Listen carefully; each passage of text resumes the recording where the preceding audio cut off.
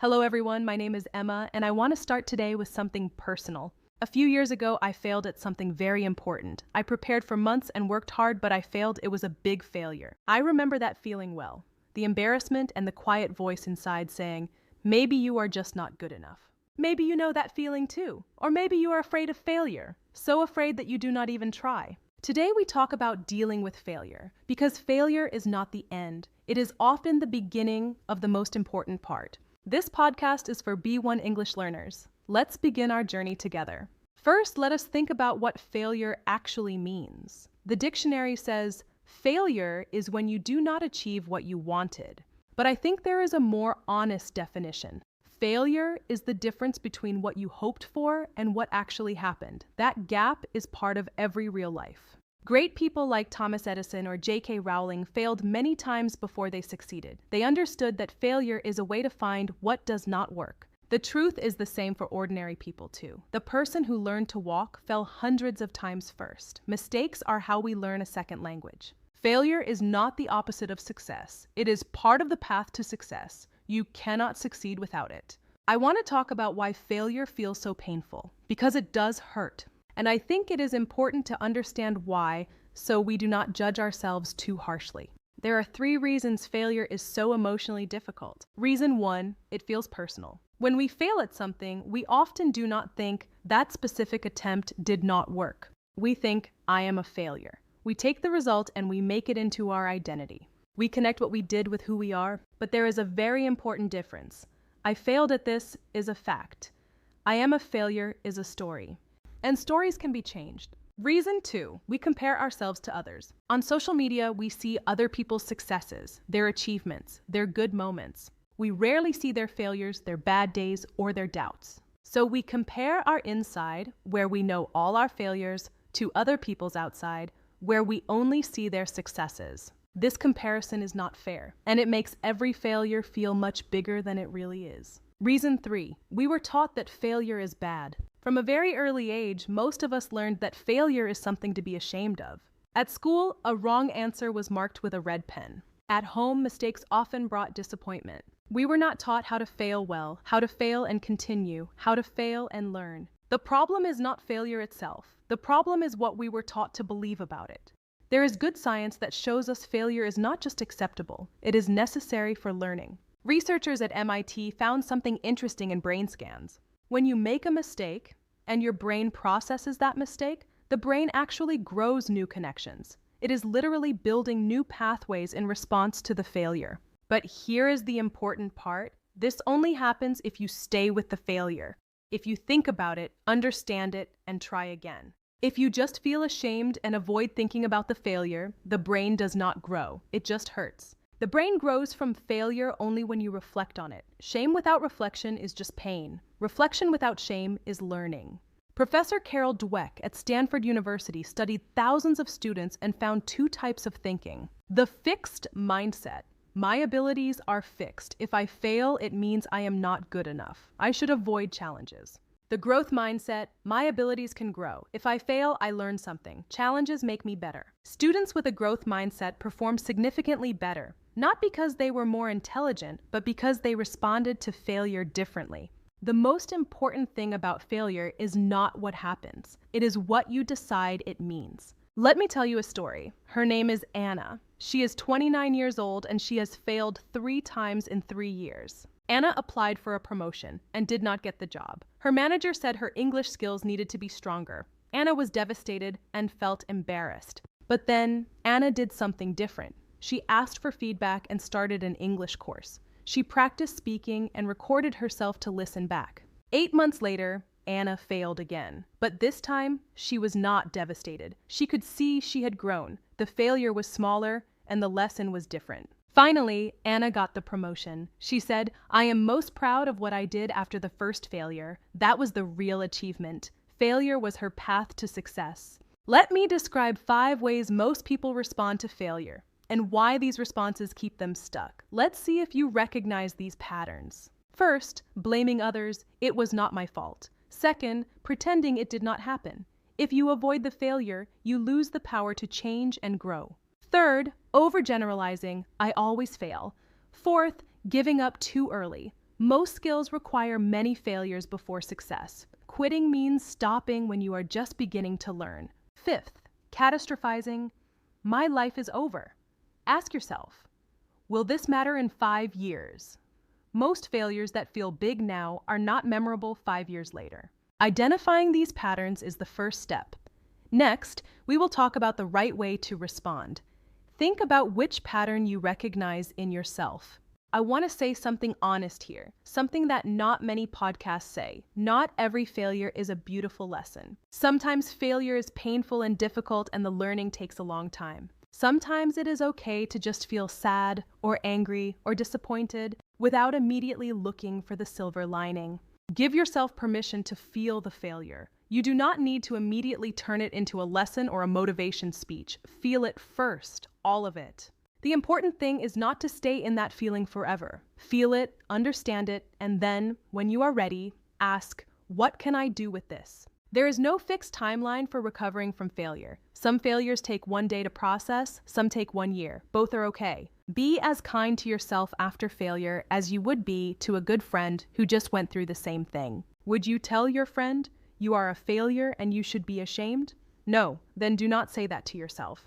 Here are 6 steps that really help. Not to make failure disappear, but to move through it with more grace and less damage to yourself. Step 1. Feel it fully, 24-48 hours. Let yourself feel disappointed, sad, or angry. Do not suppress it. Do not immediately go into fix-it mode. Give yourself up to 48 hours to just feel the failure. Talk to someone you trust. Write it down. Cry if you need to. This is not weakness. This is healthy processing. Step 2, separate what happened from who you are. Write 2 columns on paper. Column 1, what happened? Just the facts.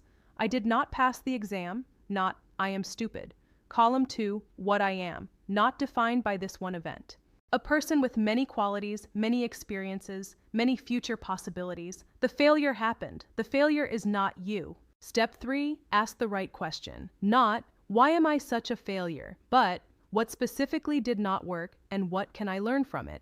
Specific forward-looking questions produce useful answers. Step 4, ask for honest feedback. If possible, from the situation, from a mentor, from a trusted colleague. Feedback that feels uncomfortable in the moment is the most valuable feedback for future growth. Step 5, make one small plan, not a big dramatic change, one concrete next step. One thing you can do this week that moves you forward. Small action breaks the paralysis that failure creates. Motion creates emotion. Step 6, try again, when you are ready. Not immediately, necessarily, but eventually, try again, because the final failure is the one after which you never try again. You are allowed to take time. You are not allowed to take forever. At some point, the kindest thing you can do for yourself is to try again. I want to talk specifically about failure in English learning, because I know that for many of you, making mistakes in English feels like failure. Maybe you mispronounce a word and someone does not understand you. Maybe you forget the grammar in the middle of a sentence. Maybe you write something and you feel embarrassed when you read it back. These moments feel like failure, I understand. But here is what I want you to hear very clearly. Making mistakes in a language is not failure. It is the primary mechanism of language acquisition. Your brain literally learns language by making and correcting mistakes. The learner who speaks imperfectly but often will always improve faster than the learner who speaks perfectly but rarely. Because the second learner is protecting themselves from failure. And in doing so, they are protecting themselves from growth. Every time you say something wrong in English and then hear the correct version, your brain makes a small correction. Over thousands of these small corrections, fluency is built. Your English failures, the mispronunciations, the wrong grammar, the forgotten words, they are not embarrassments. They are construction materials. Every mistake in English is a small success in disguise because it means you tried. I want to finish the main section of today's podcast with something that might surprise you. Failure gives you things that success cannot.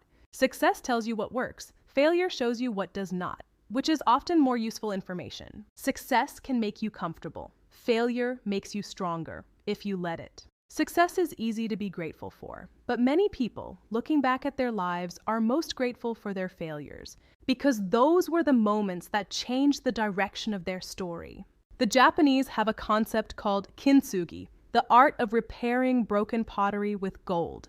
The cracks are not hidden. They are highlighted. The broken and repaired object is considered more beautiful than the original. Your failures are your kintsugi. They are the places where you broke and were repaired. They are the gold lines in your story. You are not less because you failed. In many ways, you are more. Before the vocabulary section, 4 questions to think about. Please pause and really think about each one. Question 1. Think of one failure from your past, something that was painful at the time. What did you learn from it? Even one small thing. Question 2. Is there something you have been avoiding right now because you are afraid to fail at it? What is it? Question 3. How would you talk to a good friend who had just failed at the thing you are afraid of? What would you say to them? Now, say the same words to yourself.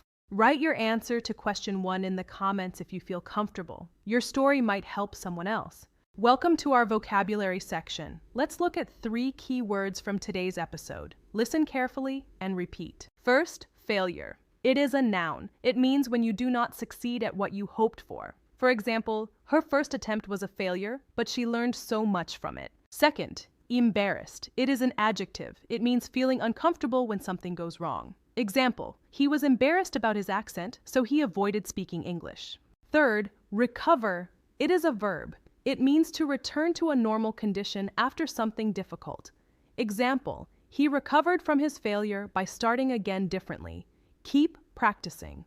Now that we've talked about failure, let's look at 4 key words to help you describe your mindset. First is attitude. It's the way you think and feel about something. Your attitude to failure determines what happens next. Remember, it's not the failure that defines you, it's your attitude towards it.